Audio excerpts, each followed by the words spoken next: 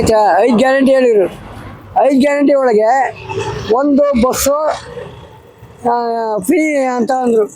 ತಿರ್ಗಾ ಅಲ್ಲೇ ಗಂಡಸರಿಗೆ 15 ರೂಪಾಯಿ ಜಾಸ್ತಿ ಮಾಡಿದರು ಚಾರ್ಜು.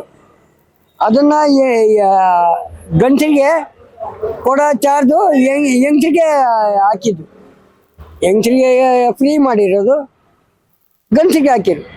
ಮತ್ತೆ ಇದು ಗೃಹಲಕ್ಷ್ಮಿ ಯೋಜನೆ ದುಡ್ಡು ಬರುತ್ತಲ್ಲ, ಅದೇ 2,000. ಹಾಂ, ಆಮೇಲೆ ಅಕ್ಕಿ ದುಡ್ಡು ಇಲ್ಲ. ಆಮೇಲೆ ಗೃಹಿಣಿದು ಇಲ್ಲ. ಯಾವ್ದು ಗೊತ್ತಿಲ್ಲ ನಿಮ್ಗೆ? ವರ್ಷ ಜನವರಿ 1ನೇ ತಾರೀಕು ಬಂದ್ಬಿಡ್ತದೆ ಅಂದ್ರು. ಯಾರು ಇವಳು ಹೆಬ್ಬಾಳ ಲಕ್ಷ್ಮಿ. ಹಾಂ, 14ನೇ ತಾರೀಕು 13ನೇ ತಾರೀಕು ಅಂತ ಹೇಳಿದ್ರು.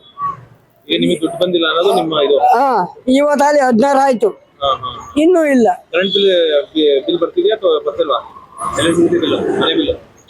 ಮನೆ ಬಿಲ್ಲು ಅದೇ ಮಾಮೂಲಿ ಹೆಂಗ್ ಬರ್ತದೋ ಹಂಗೆ ಬರ್ತಾ ಇರೋದು. ಫ್ರೀ ಇಲ್ಲ ಸರ್, ಅದೇ ಮಾಮೂಲಿ ಬರ್ತಾಯ್ತು. 600 ರೂಪಾಯಿ ಬರ್ತಾಯ್ತು.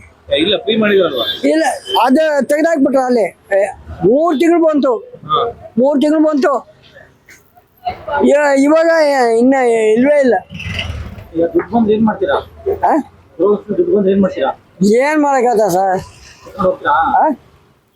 ಎತ್ಕೊಂಡೆ ನಾವೇನು ಎಂಜಾಯ್ ಮಾಡಕತ್ತದ? ಏನು ಮಾಡಕ್ಕಾಗಲ್ಲ. ಏನೋ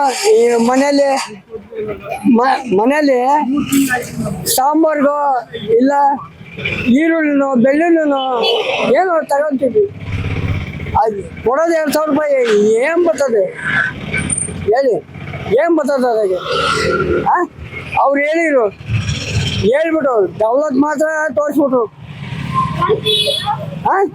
ಮುಂದಿನ ಸತಿ ಅವರು ಎಲೆಕ್ಷನ್ ನಿಂತ್ಕೊಳ್ಳಿ, ಅವರು ಓಟು ನಮ್ಮ ಹತ್ರ ಕೇಳಿ. ಅವರು BJPಗೆ ಹಾಕೋದು.